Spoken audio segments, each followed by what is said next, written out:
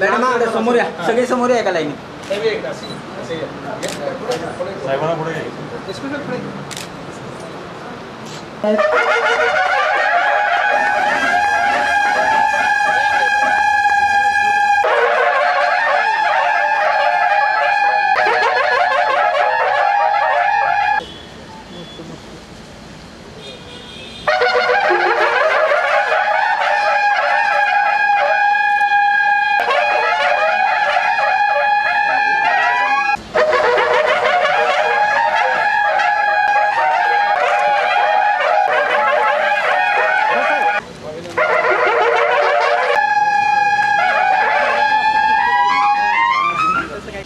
सर्वप्रथम छत्रपती शिवाजी महाराज आणि संभाजी महाराज या दोघांच्या प्रतिमेस व्यक्तिशः माझ्या वतीने आणि उपस्थित आपणा सर्वांच्या वतीने अभिवादन करतो. आणि आज या थोर व्यक्ती धर्मवीर संभाजी महाराजांच्या जयंतीनिमित्त हा जो लोक अर्पण सोहळा पार पडतोय. मुळे साहेब, आमचे मित्र आमदार आनंदराव नाना, सातारच्या नगराध्यक्ष उपाध्यक्ष, आमचे मित्र जे संपूर्ण ज्यांच्या हातात संपूर्ण सुव्यवस्था फार मोठी जबाबदारी असे आमचे मित्र संदीप पाटील, उपस्थित सर्व ह्या पोस्ट ऑफिसचे पदाधिकारी, उपस्थित आजी माजी सर्व नगरसेवक नगरसेविका, उपस्थित सर्व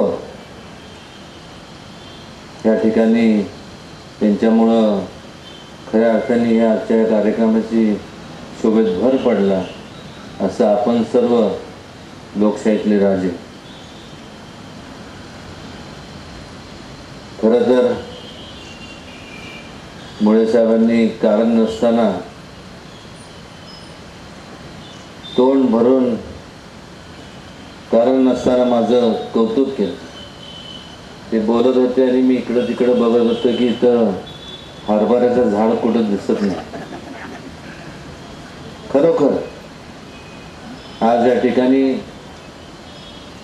मुळे साहेबांनी संपूर्ण पासपोर्टच्या संदर्भात त्याचं सगळं जर श्रेय कोणाला जात असेल तर ते मुळे साहेबांना, आणि त्यांचा पाठपुरावा जर कोणी केला असेल तर माझ्यापेक्षा जास्त आमचे मित्र म्हणजे दिल्लीतले सेक्रेटरी करण यादव, माझे मित्र जितू खानविलकर, संग्राम बर्गे, इर्शाद भाई, या सर्वांनी मोठ्या प्रमाणावरती योगदान दिलं आणि म्हणून आज हा सोहळा पार पडतोय.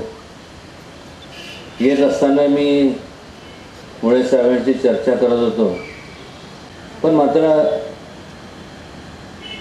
ज्याला आपण फिजिबिलिटी म्हणतो, म्हणजे जर ते सुरळीत जर संपूर्ण पोस्ट ऑफिस आपलं पासपोर्टचं ऑफिस चालायचं असेल तर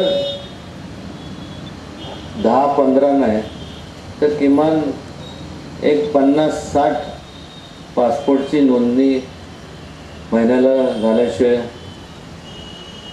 ते तसं म्हणजे त्याच्यात म्हणजे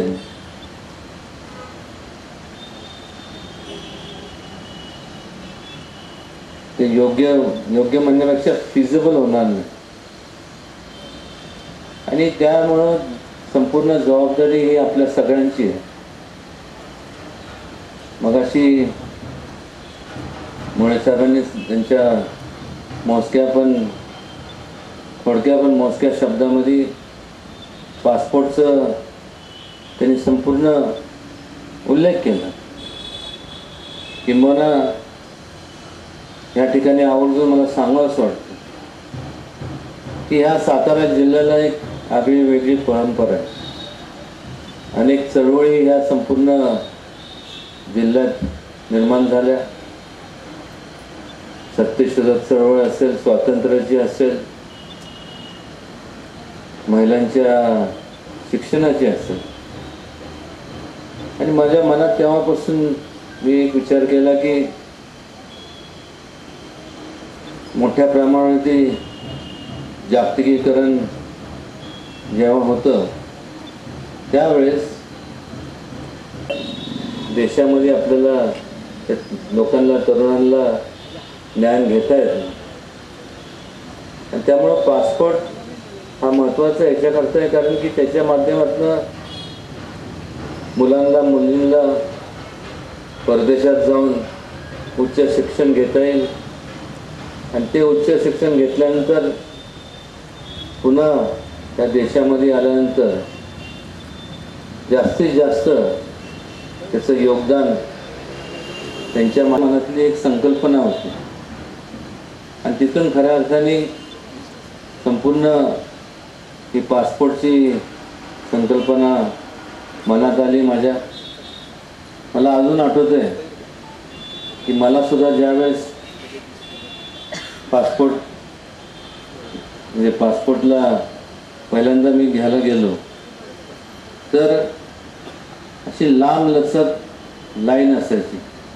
आणि अमुक त्या वेळामध्ये आपण जर तिथं गेला नाही किंवा गेल्यानंतर वेळ एवढा लागायचा आणि कुठल्या प्रकारची सुसूत्रता नव्हती. आणि मग पुन्हा नेमकं आपला नंबर आला की पासपोर्ट ऑफिस बंद होऊन जायचं. आज परिस्थिती वेगळी आहे. आज बायोमेट्रिक या ठिकाणी, त्याचबरोबर उंची आपण सर्वांनी गाठावी. फार मगाशी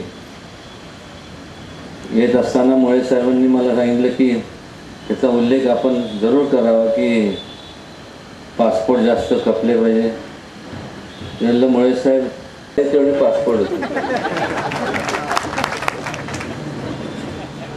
विनोद व्यक्तीशा मी आपल्या सगळ्यांचा आभारी आहे. जास्तीत जास्त असंच आपलं प्रेम आमच्यासारख्यांच्या पाठीशी राहू द्या, जेणेकरून त्या प्रेमामुळे